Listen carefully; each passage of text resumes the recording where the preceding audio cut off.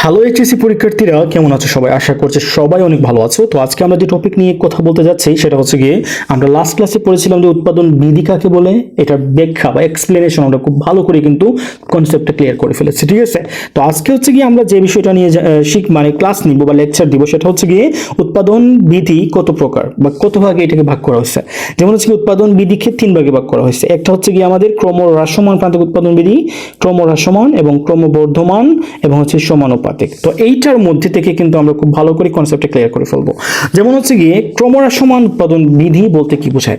আমরা আগে বলছি যে উৎপাদন বিধি হচ্ছে গিয়ে মানে উৎপাদনের উপকরণের যে পরিবর্তন বা উপকরণ নিয়োগ করার পর বা নিয়োগ করার সাথে বা কি পরিমাণ আমি উপকরণ নিয়োগ করছি বা উপকরণ বাবদ আমার কি পরিমাণ খরচ হয়েছে, ওই খরচের সাথে বা খরচের সাথে সাথে আমার উৎপাদনের যে পরিবর্তনটা ঘটেছে বা ঘটে সেটা হচ্ছে গিয়ে উৎপাদন বিধি, ঠিক আছে? তো যদি হচ্ছে গিয়ে আমরা ক্রমহ্রাসমান প্রান্তিক উৎপাদন বিধি বলবো ওই কনসেপ্টটাকে বা ওই বিষয়টাকে, যেটা হচ্ছে কি যখন আমি যে পরিমাণ উপকরণ ব্যবহার করব বা উপকরণ বাবদ আমার যে পরিমাণ খরচ হবে বা কষ্ট হবে সেটা থেকে যদি আমার উৎপাদনটা কম আসে, মানে উৎপাদনের পরিমাণটা যদি কম আসে, সেটা হচ্ছে কি আমাদের ক্রমহ্রাসমান প্রান্তিক উৎপাদন বিধি। বুঝে গেছেন?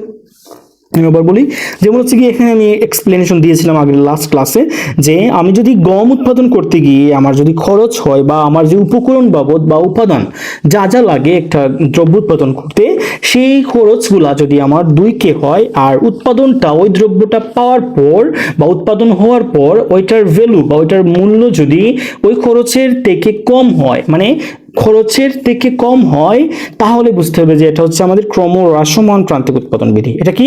ক্রমহ্রাসমান প্রান্তিক উৎপাদন বিধি। যদি আবার বলি আমি, যদি আমার যতটুকু পরিমাণ মানে একটা দ্রব্য উৎপাদন করতে যতটুকু পরিমাণ খরচ হয়েছে তার থেকে যদি ওই দ্রব্যটার ভ্যালু বা ওই দ্রব্যটার মূল্য যদি ওই খরচের থেকে কম হয়, তাহলে কিন্তু বুঝতে হবে এটা ক্রমহ্রাসমান। যেমন হচ্ছে গিয়ে আমি আবারও বলতেছি এখানে যে যদি আমার একটা দ্রব্য উৎপাদন করতে এর আগে উৎপাদনের যে ফসলটা আছে বা উৎপাদনের যে আউটপুট বা ফলটা আছে সেটা পাওয়ার আগে আমার ওই দ্রব্যটার ক্ষেত্রে যা যা খরচ হয়েছে তার খরচ যদি 2K হয় বা 2000 টাকা হয়, আর ওই দ্রব্যটা উৎপাদন করার পর আমার যে অর্থটা আসলো বা যে মূল্যটা আসলো সেটা যদি 1500 টাকা হয় বা 1800 টাকা হয় বা 1900 টাকা হয় বা 1400 টাকা হয়, তাহলে বুঝতে হবে যে এইটা হচ্ছে আমাদের ক্রমহ্রাসমান প্রান্তিক উৎপাদন বিধি, ঠিক আছে? তো আমরা এখন হচ্ছে কি করব, ওই বিষয়টা আমরা চিত্রের মাধ্যমে দেখবো, যে এবং সূচি এবং চিত্রের মাধ্যমে আমরা ওই বিষয়টা দেখবো। তো চলো আমি এই ভিডিওটা একটু মানে শর্ট করে আমি নেক্সট ভিডিওতে দেখাবো যে ক্রমহ্রাসমান প্রান্তিক উৎপাদন বিধি আসলে কি এবং মানে সেটা সূচিটা কিরকম হতে পারে এবং সেটা দেখে আমরা চিত্র কিভাবে তৈরি করতে পারে। ঠিক আছে, লেটস গেট স্টার্টেড।